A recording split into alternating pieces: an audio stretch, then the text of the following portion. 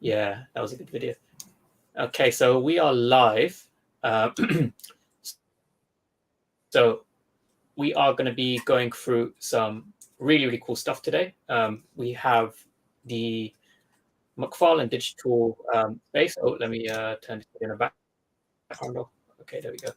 Yeah, so we are going to be doing some building, which is really, really cool. So we are live right now from my digital space. So I've just received some of my digital collectibles, which if you had purchased on the McFarlane Toys store and used one of the special promo codes, you would have received either one or three of the new Spawn collectibles. And we also have Trevor, who's also going to be joining us and kind of talking us through whilst we build out this space. So a lot of you guys had questions with regards to, what kind of stuff can you do in here? What kind of stuff can we expect? Some people asking, oh, hey, how do I kind of get started? How do I get the viewer app? The digital space, is there a marketplace? Where are my airdrops? All of these questions. So we can kind of go through any questions that you guys have. But we are in the space right now. So what's really cool is I'll give you guys a quick overview. Is we have settings in here. So, if you have, if you're prone to motion sickness, you can kind of turn some of this stuff, reduce it or turn it off. So for example, the rotation speed, camera radius, the movement speed, if you don't want it to go too fast. And also there's a motion blur. So I know some people, maybe they don't like the motion blur, so you can enable it or disable it. Right now I have the quality set to medium, which I think runs perfectly well on a stream. You can also set the quality to high. That is up to you. But what I'll do is I'll show you guys some of the examples. So within here, I have, so I have my collectibles. So I'll show you guys an example. Here is my Dark Redeemer. So when you click on a collectible, if you use either 1, 2, or 3 on the keyboard, if you're familiar with Unity or any kind of game engine, then these kind of options look familiar. So this is for scaling, making bigger. This is for rotation, so kind of moving towards you. And we also have just kind of general XYZ. Yeah, we have all the standard gimbal kind of controls. And then I mean, the other thing is a lot of people are used to, in those softwares very often, they use the buttons like QWER will represent the different macros. So if you're familiar with working in a 3D software and you're used to those different macros, we moved them to 1, 2, and 3 because obviously we use WASD as a WASD to navigate the showroom. So it's you can forwards, as you see what Hello K is doing here, forwards, backwards, left, and right is on WASD, which if you're a gamer, you're pretty familiar with that, and that's how you navigate. So because of that, you can change between translate, rotate, and scale on the top. Yeah, this is what I found quite enjoyable is because I'm an Overwatch player. The controls are basically the default controls on Overwatch or any FPS game. So yeah, it was quite familiar. So we have, what's quite cool is they come with an accessory pack. So if I go to my accessories, I've got so I'll kind of go through the different ones. So I've got a metal shelf, which I have not used before. Let's just have a look at that. And I've got glass shelves, a display table. Oh, interesting. Okay, so I can spawn one of my metal. Oh, okay, there we go. Oh, it's right in front of me. Yeah. Okay, so I can increase the size of that, bring it up. Okay. So I can kind of put this on top of maybe a table or something. So I'll put that to the side. And then I've also got a display platform. Okay, so I want a plinth. Yeah. We're launching, I think we have 11 accessories right now. And we're always building more. So we'll slowly be rolling out new stuff that people can build with. The goal is obviously to turn this into a space that people can keep adding to and embellishing and building cool stuff in. Okay, made it very big. Oh, never mind. It wasn't big. It was just very close. Yeah.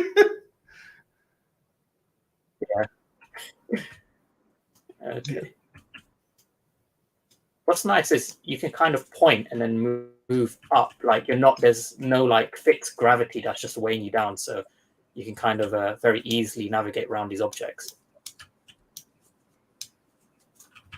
I see Megapixel's question about the bloody spawn. I'll answer while we're here. I know we're not looking at that asset.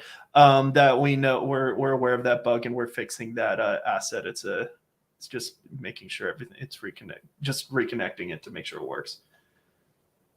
What you can also do, you see how it's like when you right click to move, like if you select that asset and you know how you right click to move the camera around? Oh yes, it's got the little thing here, so I can place them on top. So like, really if you select an asset, and then like, so while right now that that's selected, and then you hold right click down, it puts that target like at the point, and if you left click, it'll move it to that point. It'll snap it to that point. There we Which go. allows you, that's like actually the fastest way to move stuff around the room. Okay.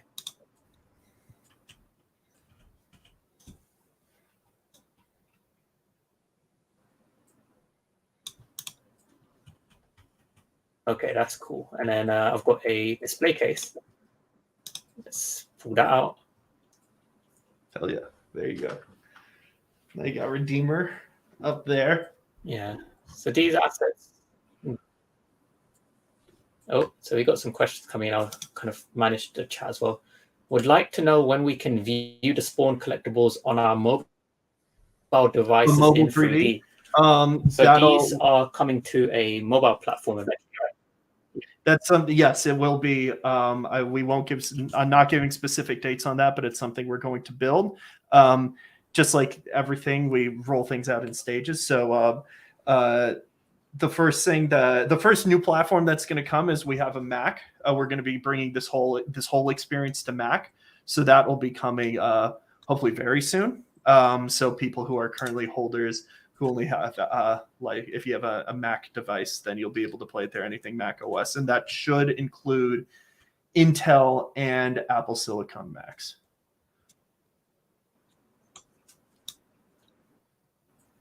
Okay, fantastic.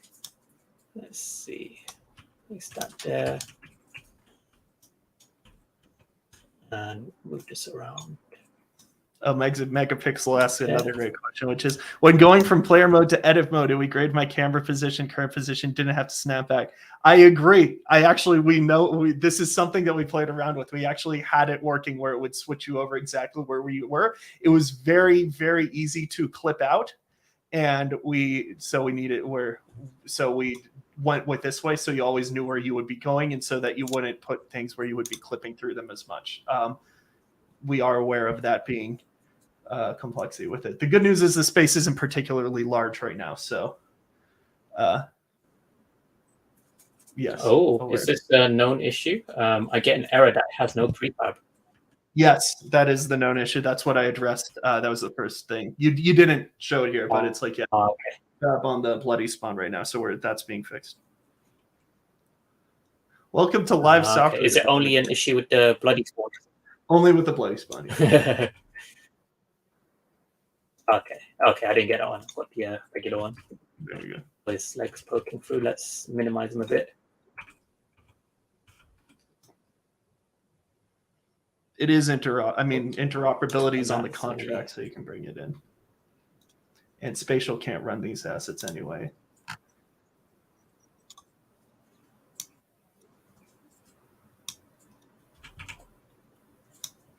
Oh, you're probably selecting it. If you put the camera inside it, oh, there you go. Oh yeah, you can just reselect it from the thing. Yeah, that makes it easier. Yeah, so I resized them because I get select from the menu on the side, so it's easier to kind of, because that's the one issue I've had with like a lot of other platforms where you can kind of do this building stuff is it's always quite fiddly, and I prefer having like a menu on the side where I can just select which asset. Yeah. Just and that's like the beauty of like, I don't it's weird. Like we've really built this like truly like game engine controls. Like that's what, like with all the gimbals and stuff like that, it's just trying to, and selecting your assets from a hierarchy as opposed to having to find them in the scene. like actually having that like easy access just makes building stuff a lot faster. Even if it's not what you're like, there's a slight learning curve to it if you're not used to working in those kinds of environments, but it makes it a lot faster to work in that space. I mean, it's literally, I mean, these are simplified versions of the professional tools, effectively.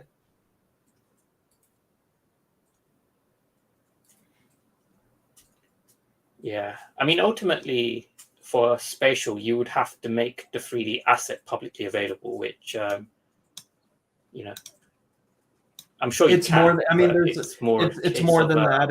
It's like these are at the. There's a lot more to it than just that. I mean, just making it publicly available isn't the hard part. It's also making an asset that's designed, setting up the asset to run in spatial, because I mean, spatial, it's basically using like GLBs, which are not the highest end, and we don't want to sacrifice the quality. Yeah.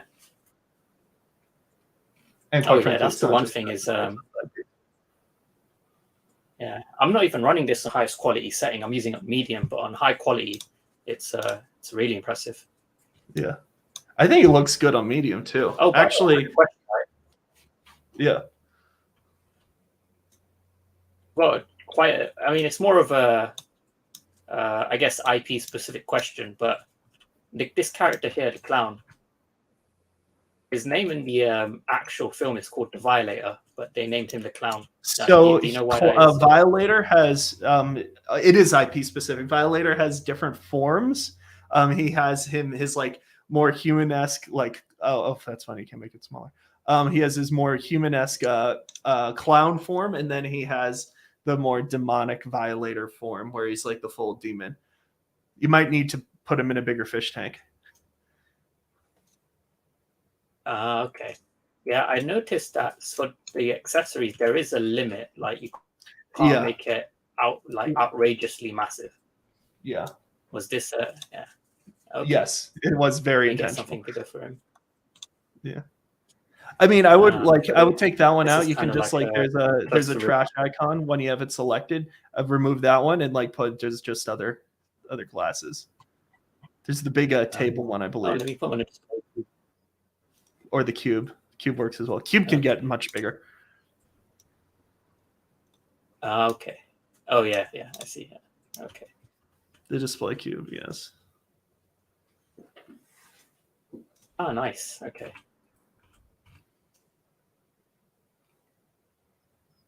Okay. I like Black's visions. We need a house-made robot. I'll keep that in mind. I see his other question. I'm not commenting on future releases, future comment, but I hear you. It's one of those.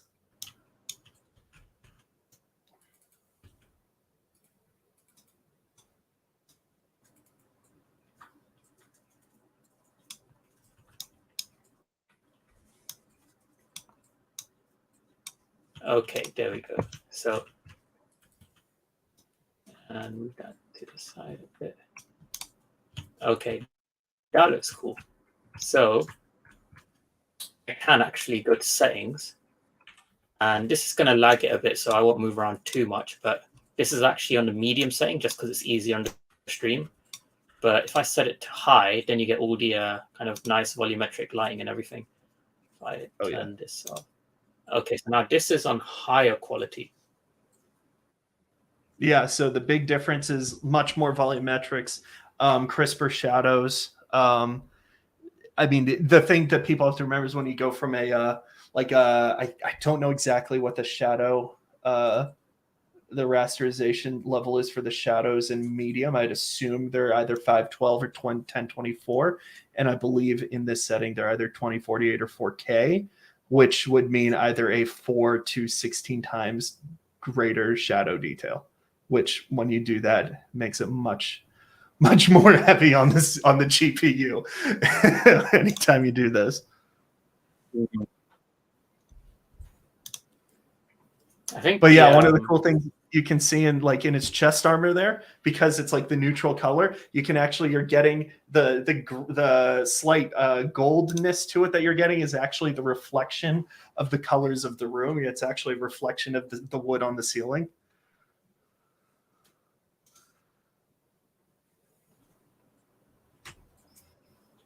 Yeah, I think what's nice is what you can't really capture on the stream quality is the actual quality in the player mode. Oh, when you walk around as a player themselves.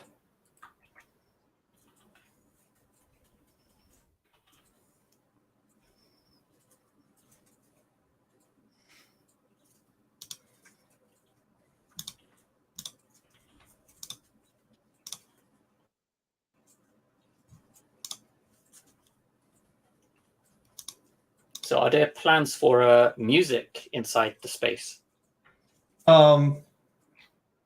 Well, it's I'd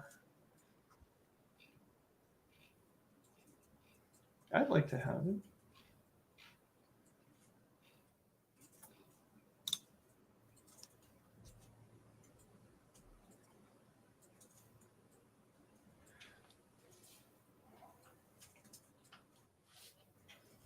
I think music would be cool. I think what was the NFT reason music behind? would be even cooler.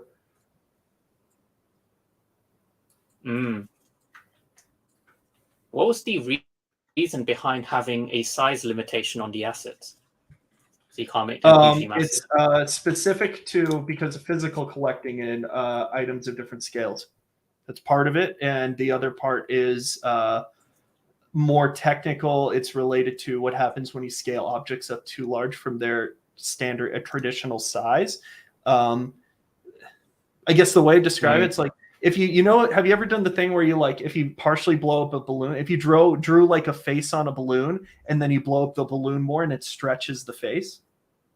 Like, you know what I'm referring to? Yes.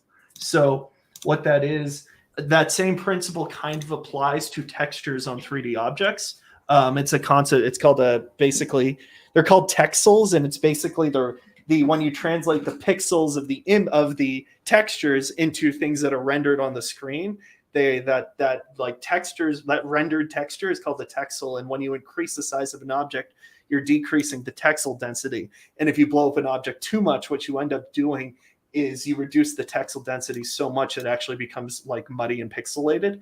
So and depending on different environments, depending on how high end the environments are, they put actually larger limitations on how much you can scale objects up and down in order to keep the texel density consistent. So that's the technical reason why we didn't want to do it, is so that we don't mess up the texel density of the assets too much. Because again, it's about maintaining that quality. And also it's like letting people build. Our thought is like, if we give them more accessories and more stuff to build the showroom with, that they create more detailed spaces as opposed to like necessarily like wackiness, if that makes sense. But like we hear it, and it's like, it's also like, oh yeah, what is that? Oh yeah, so this is the creation details. If I click it, yeah, so this is the space that you've created, is like, this is your new creation, so you can rename it and then you can publish it, and that would mean anybody can visit your creation, download it, and the Trevor Pod can visit it and look at what you created. Downloading is still fairly still not as fast as you'd like it to be, and we are very much working on that, getting letting people download and have the assets ready to go asynchronously.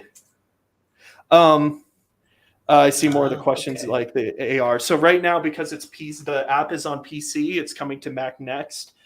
Those platforms, while they do support AR, they're in a different capacity than like what I think people used to on mobile. So yeah, the assets are absolutely AR ready. It's more the platform itself is not on those platforms yet. But we are aware of people's desire to have them in AR. And when we get there, The goal will be to try to get these assets into AR while maintaining this quality. However, that is not necessarily a limitation of the content or even the software platform. That is most likely a limitation of the hardware platforms. Mobile is just not as powerful as like mobile devices are just not as powerful as a PC, as we all know. So though we're going to try to address those quality hits wherever we can. We can hit the same we should be able to hit the same polygon level of detail. And yeah, you can even see the joints because it's based off the actual toy. Wow. Yeah. That's really cool. Yeah, I was trying to yes. You can, it's So what you're seeing is the back, the sockets. Yeah. So again, it's like based off it's literally the same toy model that we use to make the physical toy. And so we model it that way. It's based off that toy. Again, that's about us keeping as authentic to the physical toys as we can. I mean, the detail is really good. Like you can see the little creases in his face and everything. Yeah, and so all that is like modeled in. And then again, the goal is mobile and AR is a platform we want to eventually be on. I mean, beyond that, even like lower spec PC is something that we want to run on. That's why we have the low spec right now. When we get there, the goal is to get there without sacrificing the quality. Our whole goal with this platform, a huge selling point of it for us is just having the highest quality collectibles that we possibly can. And so it's like, it's not available now, but it's absolutely something that we're excited to build.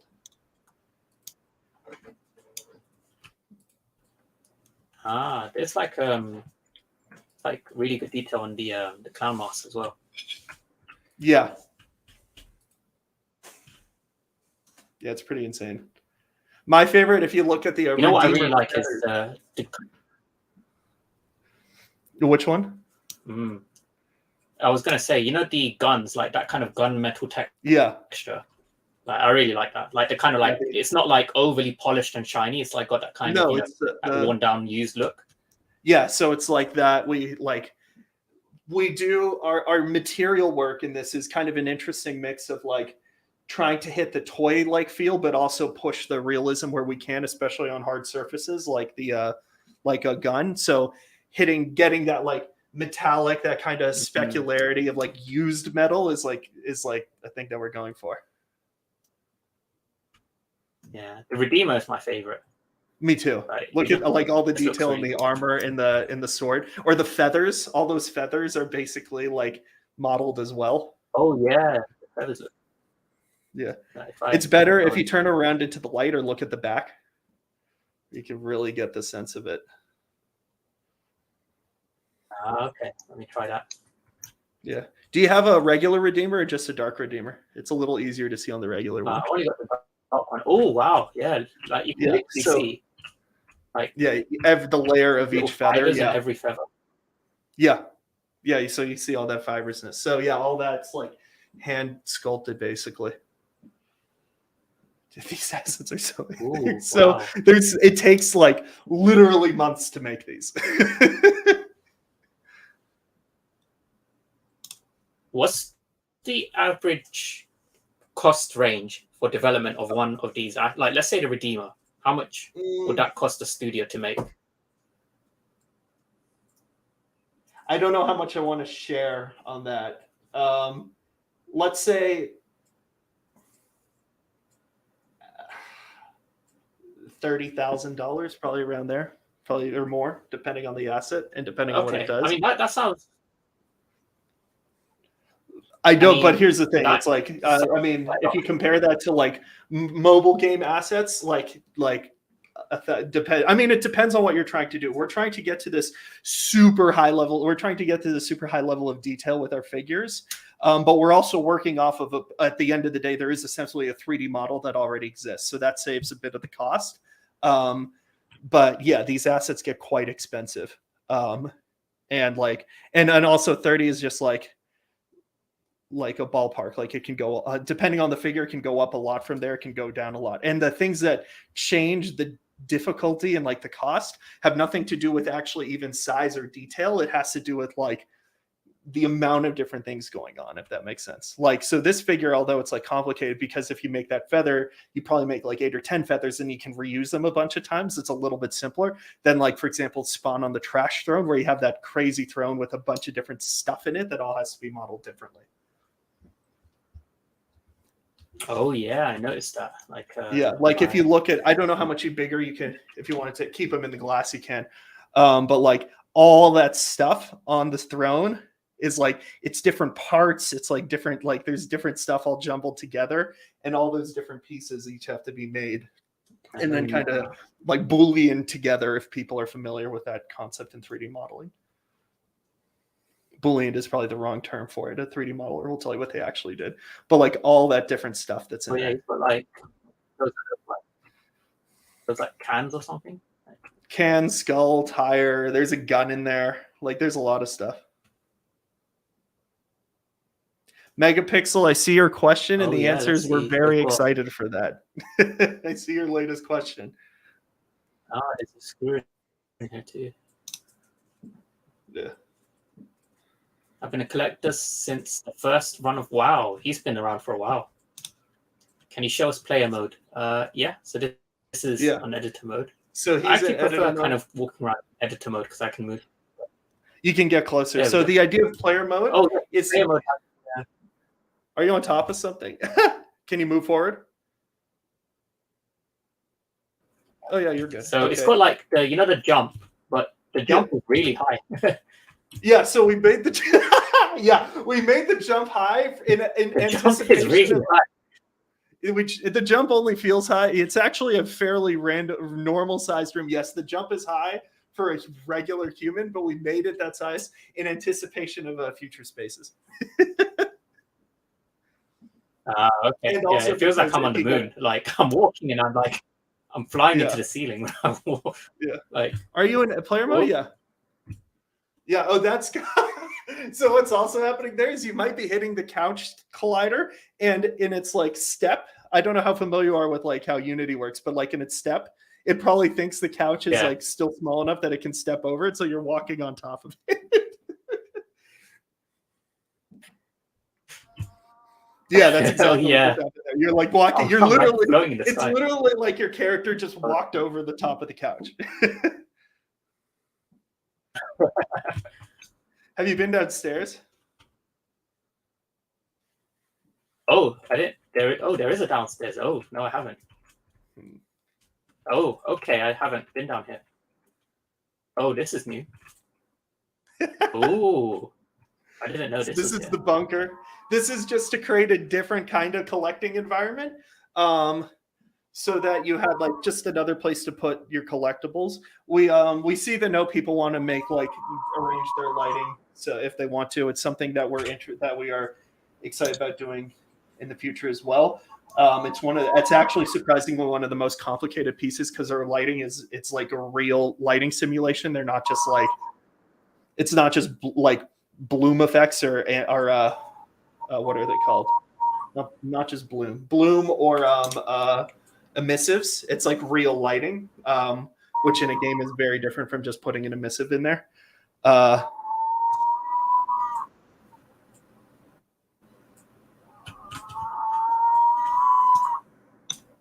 Are you getting noise in the background, or is it just me? Oh yeah, that was me. Oh. Okay. So what do we do? Yeah. So you'll see if you move them to like the corner, the shadow over there. Like this is one of my favorite parts of this room. Like if you move them, or you can rotate, but it's like all the lighting is actually like, it's at least in the medium and high settings, all the lighting is real time. That's why you're getting those sharp shadow lines on it, because it's actually like an actual spotlight casting those shadows. You see how you move it through, you get that V? Yeah, so that is that's us actually really simming the lighting as opposed to just putting putting like an emissive in there that like just kind of affects the like, I guess the light. Well, it's not even a light probe because that's a baked thing. It's like affecting the lighting scene in that sense.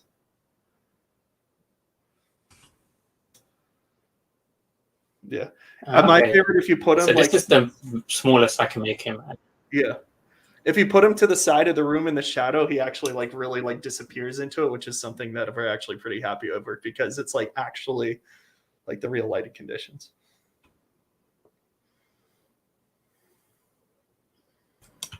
Like all the way into the dark. Okay. I mean, he might be out of the room. Oh, yeah, he's gone. There you go. Click him and then bring him back. See, this is the thing, right? Is because I've got this panel on the side, I can click him and easily go straight to him, and then use my button keyboard just to swap between the different kinds of rotation and scaling.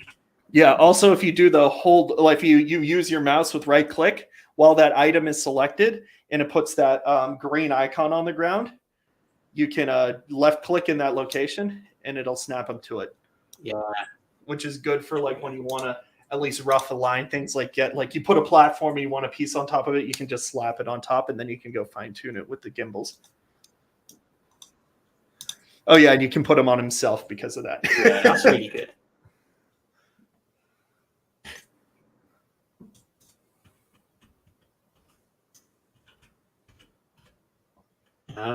Yeah, you can. Yes, this looks cool. Okay, what if I do it from this angle? Are you laying him down? He's taking a nap.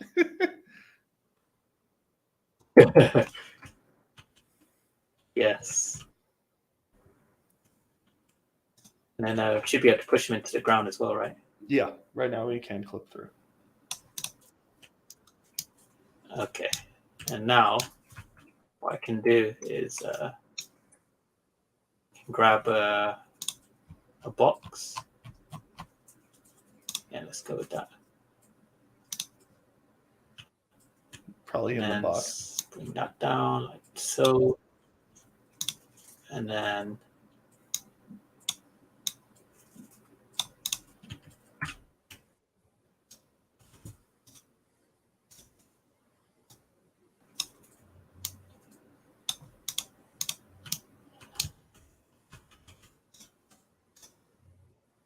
I don't know what you're trying to build here, but go for it.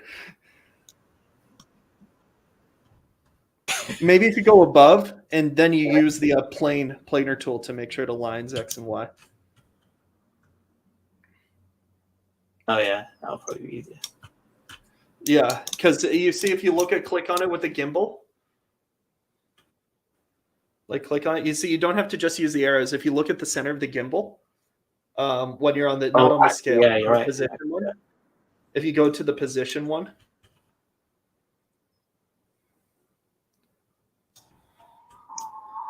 Yeah. Oh, I can actually go inside the box and click. Yeah, if you wanted to. Yeah. Okay, that actually makes it so much easier. Yeah. So you see how there's the little box and around it, you see the green plane, the green box at the bottom there? Yeah. If you click that, that'll allow you to move it in X and Z without affecting Y. Yeah, like that. Oh, yes, yes. Yeah. So that's how you can, because I saw you were trying to like get it at the angle. Okay. That's how you can do it. Okay, this looks good. So now I'm gonna. We can't have a like plaques with writing on anything on it yet, can we? Not yet, but you should be able to. I think right now, if you hover the object, does it show the info on it? Yeah, because it showed that little icon. No, not like that. I think one of the buttons on the side. I don't see if it's like hovering it. Oh, maybe it's down below because it's blocked by on the stream. I think on the far left, one of those buttons. On the far left in the like vertical panel, one of those buttons allow you to toggle the piece info on and off. Yeah, toggle hover cards. Yeah, that's what they're called. Oh yeah. So I don't know. That one. Yeah. So that allows you to either have the information displayed or not. Display case.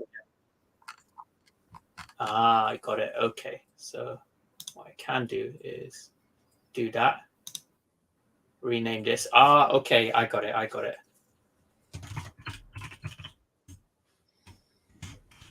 I believe that works for it. Yeah.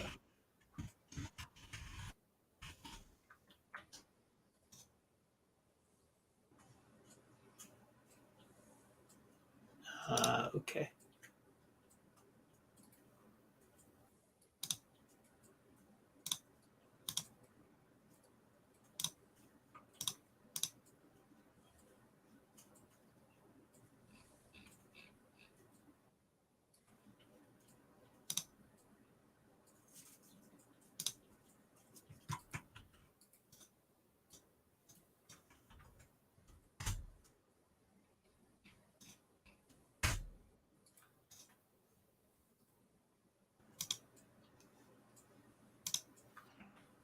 I don't think it updates the name yet.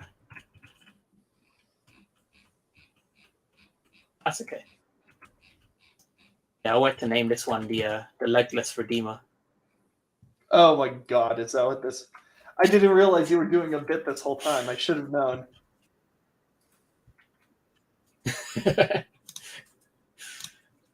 Ridiculous. I really want the clown. Yeah, you can actually pick these up on the secondary market. We haven't shown people the market yet, have we? We can pop to that quickly. Yeah. Yeah. So basically, the market is on. Right now, it's on McFarlaneToys.digital is the market. It's powered by Rarible.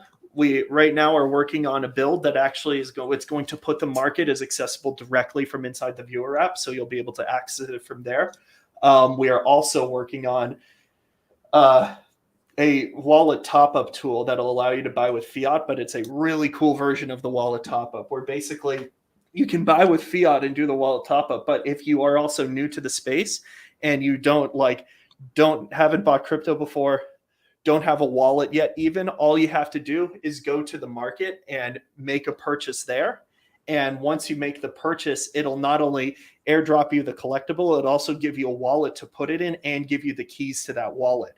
And then what we also will have is that basically once it gives you that, so you'll have the collectible and in a wallet that you have custody over, and it'll be effectively automatically collected back to the viewer app. So that's something that we're working on that will hopefully come out in the next, that's going to be a little while, but that's something we're working on right now, which will be awesome because as far as like an onboarding tool, it basically means you don't have to have any experience with this. You can immediately just go and put in a credit card, get your collectible, and instantly have everything you need to start interacting with interoperable NFTs.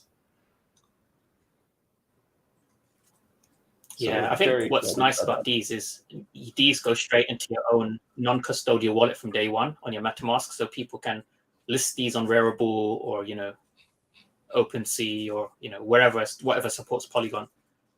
Yeah, I believe it's So I quite like how you've got the asset IDs here as well. Which one? So I can filter by. And then 3 of these 400 editions each. I'm guessing those are the variants. Yes. Oh yeah, got the bloody variant of the clown. Yeah. One yeah. So those asset IDs are one of the. So it's a internal tool. It's like a hooks thing. Oh damn! 900 Matic of the spawn, and then the Redeemer is 355. Yeah, it's pumping. They definitely pumped. I'm surprised the spawn one's that high, because the normal spawn. Oh, it's because the normal spawn has 2,400 editions. There's whereas more the clown editions and the of the Redeemer normal spawn, so 2K. It's pumped. There's more editions of the normal spawn, but it's also like Spawn is the most popular character of the set, I think, for the general public. That's actually part of the reason why the edition sizes aren't even. Like there aren't the same number of spawns as Redeemers as clowns. Is like Spawn is the most popular, and so we knew there'd be more people going for that, but it would balance it out. Basically, the numbers were chosen very intentionally.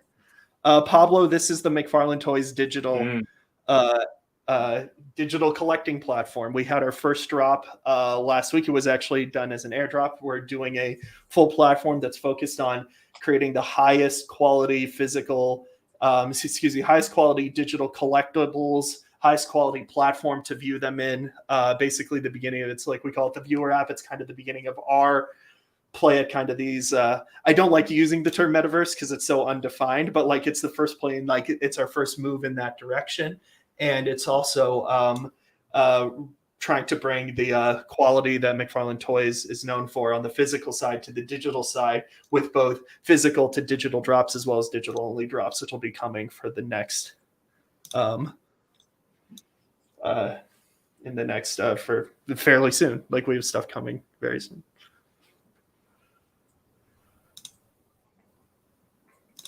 I see YouTube's question.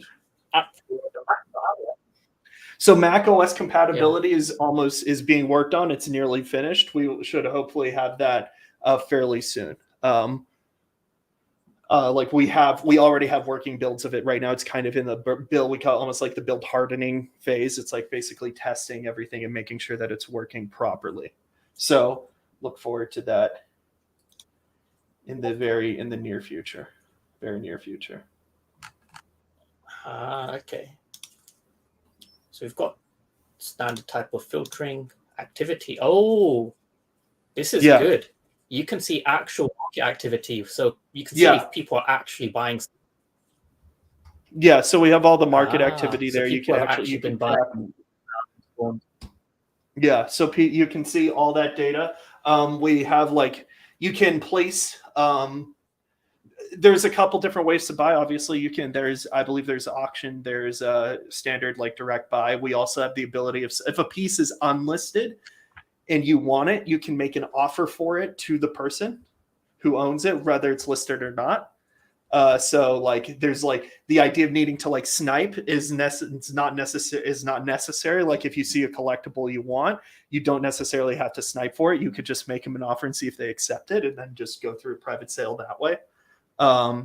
But yeah, you can see everything that's listed in the activity of those pieces, and every single drop that we do is going to be viewed through this. This is all powered by the Rarible platform, so all this stuff you can also see if you go to Rarible directly. And it's all interoperable. It's all on the blockchain. Like if you wanted to list on another platform, like if you want to list on OpenSea or Super Rare, you could list there as well. But we obviously we're really happy with our partnership with Rarible. I notice you have edition type FE and FA. So first appearance, is that first appearance just within the McFarlane ecosystem? No, because then they would all be first appearance. We're trying to, as far as we can, as far as we have visibility into, treat it as first appearance of the collectible on the blockchain. So like if it's appeared like in like a car, like I mean, because it's specific to the collectibles and the 3D stuff. So it's if it appeared as 3D somewhere else, we would call it first edition on our platform. We want to call it first appearance. We're trying to respect that as much as we can. Okay.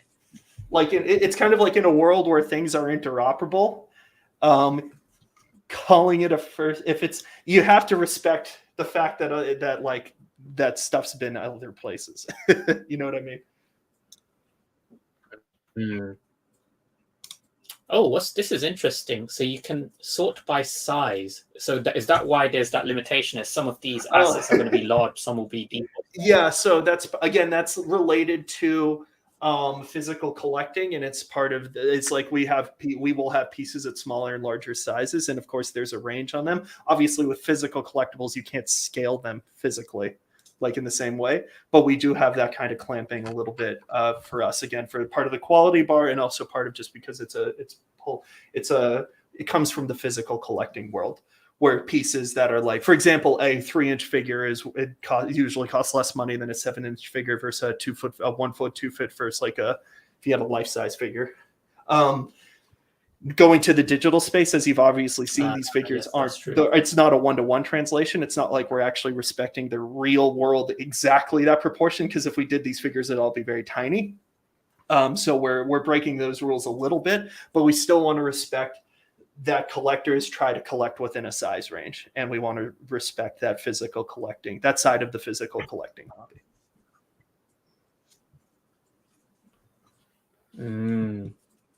Can I tease anything? I see tease anything about sorts of environments, play sets that may be in store for us. I mean, I can tease that we're very interested in working on them and adding more stuff, like certainly more accessories. That stuff can come fairly quickly.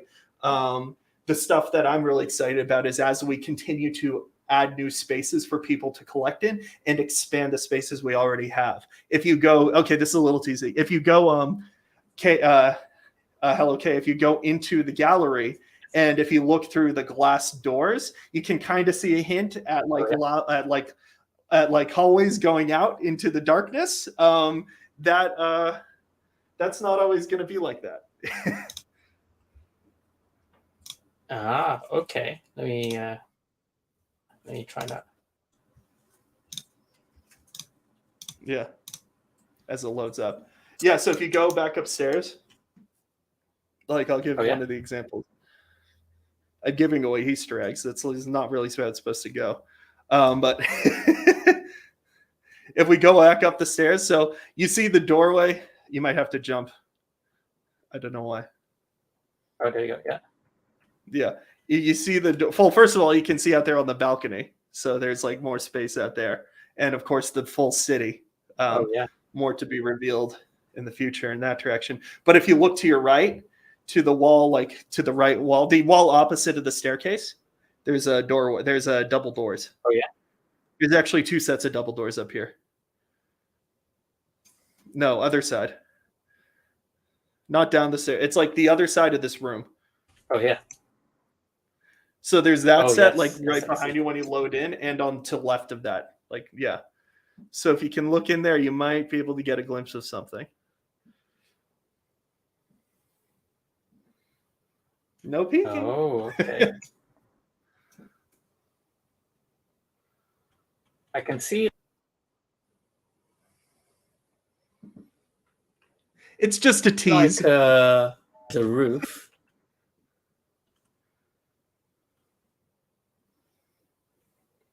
Okay. There's not much in there. It's not. You're not going to actually be able to see it because it's not like built out. It's not built out in this build, but it's just a hint that there might be some more. There might be more. There might be more coming. Okay. That's interesting. What if I click this and oh damn, okay, I can't place it inside somewhere.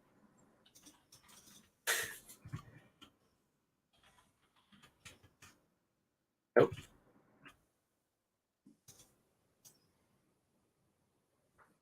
What if I do this and then yeah, that'll work. You'll be able to put them back there. You just won't be able to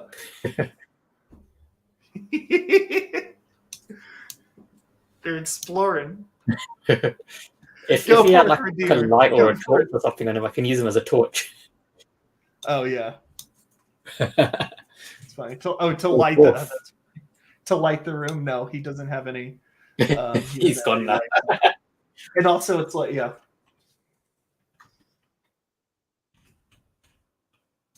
Oh, okay.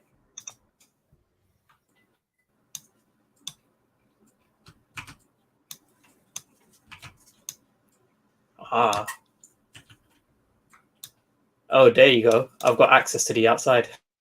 Can't get him back now. Oh yeah, you got him out there. There you go. So you can put them out there. You just can't go up to them right now. We will. I mean, we got like creepy now. It's like you're just walking past and you see like yeah. Without going actually, too you know what? Let me yeah, without going too much into the details. So you're just casually walking around.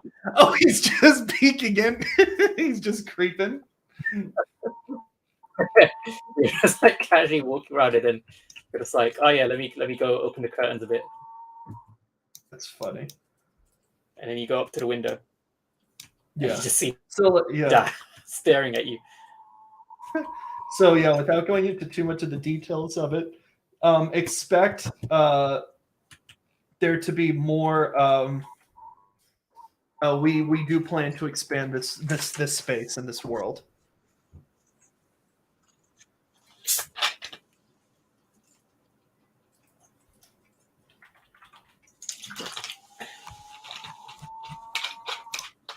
Try and find the vault gap. Yeah, I tried finding it. I can't get into the outside. It's too hard. They've sealed off everything. You can't get out. No, we tried to lock it down. We wanted it to feel like, yeah, for us, it just made sense since like.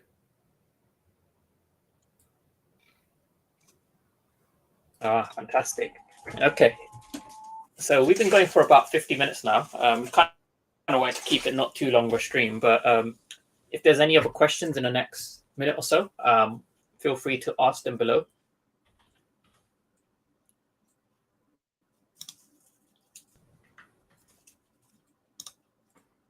Try to find my vault gap, yeah. No, I don't do vault gap. How often are these drops going to take place?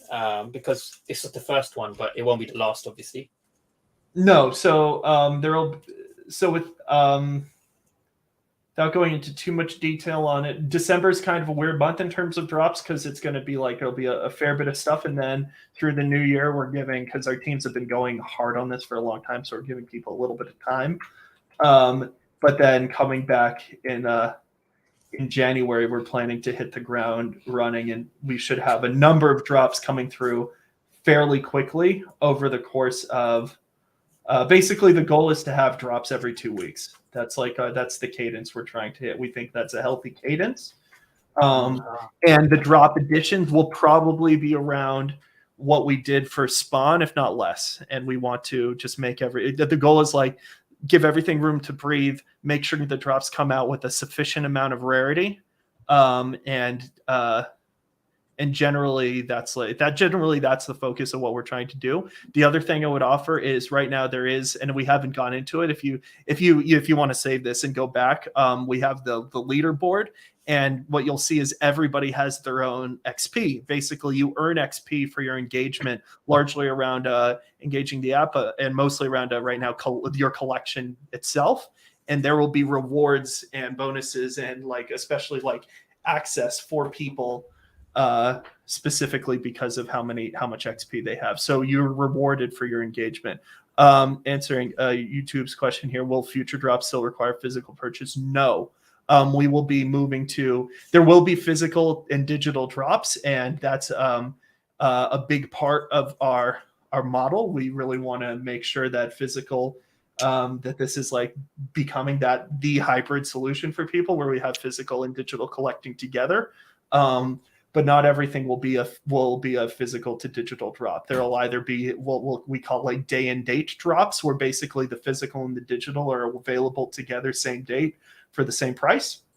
And we will also have of course, we'll have pack-in drops, where it's like you buy the physical, you get the digital as one price. And then we're going to have also digital only drops that'll be usually looking at like legacy pieces and bringing those forward. So of course, McFarlane Toys has this 30-year collecting history. So a big part of that is like bringing that stuff and bringing it, re-releasing it in the digital collecting format.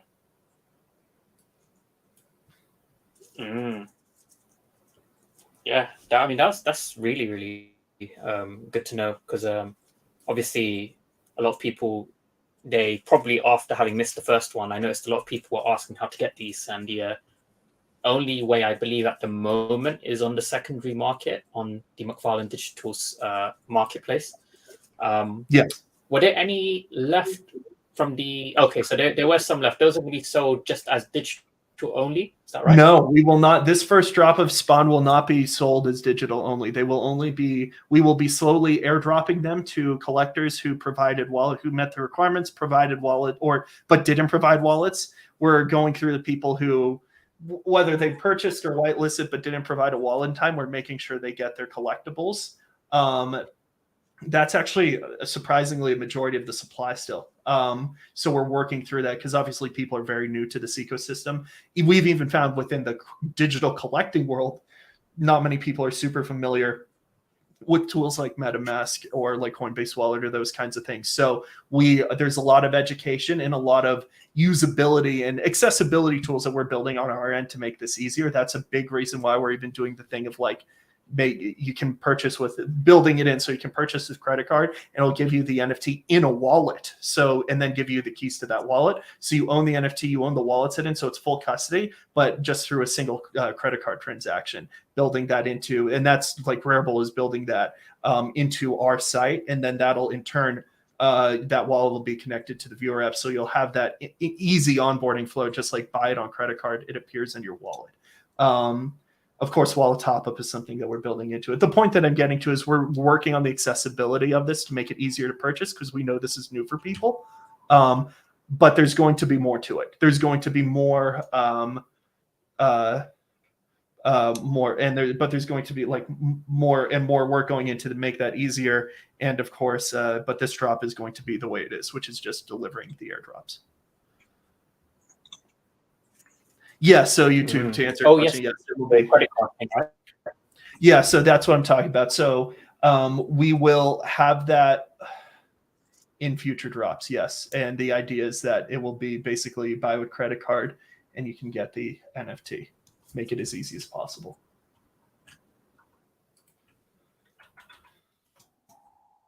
Wow, okay. That is fantastic. So I think we'll close it off there, but that was really, really insightful, Trevor. Again, thank you so much for your time.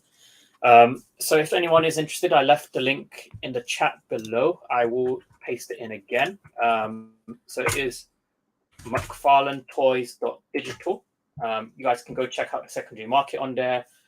You can click the explore and kind of just have a look around the markets, see what kind of things there are. If you go on the FAQs, you can see how do I get started. And Trevor's also done a really good video on setting up the wallet and receiving your airdrops. And you can also have a look at the roadmap. So again, it doesn't just end at spawn. McFarlane Toys does have a nice library of IP, as well as a lot of different things that they can do. So, just keep a lookout for that. And yeah, any closing points, Trevor? Yeah, it's continue to engage. I mean, follow the Twitter, join the Discord, like all this. We're trying to, the more we engage and the more feedback that we get, hear what you're excited about, hear what your pain points are. That is directly turning into product. That is directly turning into what we're deciding to build for this. For example, the airdropping thing in its current form has been a hassle for everybody, including for me, because I spend a lot of time answering tickets and helping people like chase down their collectibles. And so we're working on a new tool to make that easier. The overwhelming, I mean, we knew people would want Mac support. There's been a lot of requests for that more fairly quickly. So we're honoring that as soon as we can and continue to build that. So we're listening to everybody's feedback and building to hit those goals. Ah, fantastic. Okay, so those are really, really good points covered. And again, thanks so much for watching, guys. As I said, you can check out the link above. And also, if you want to support the content, then feel free to like and subscribe to the video, share it with your friends. And yeah, just check out Twitter, built by Trevor. And you can also check out my Twitter handle as well, which is Surprised Cat, if you want to kind of keep up to date. And yeah, we'll look forward to covering more content by McFarlane Toys and McFarlane Digital in the future. So yeah, make sure you guys keep an eye out for that. So yeah, thanks so much for watching, guys. We'll see you next time.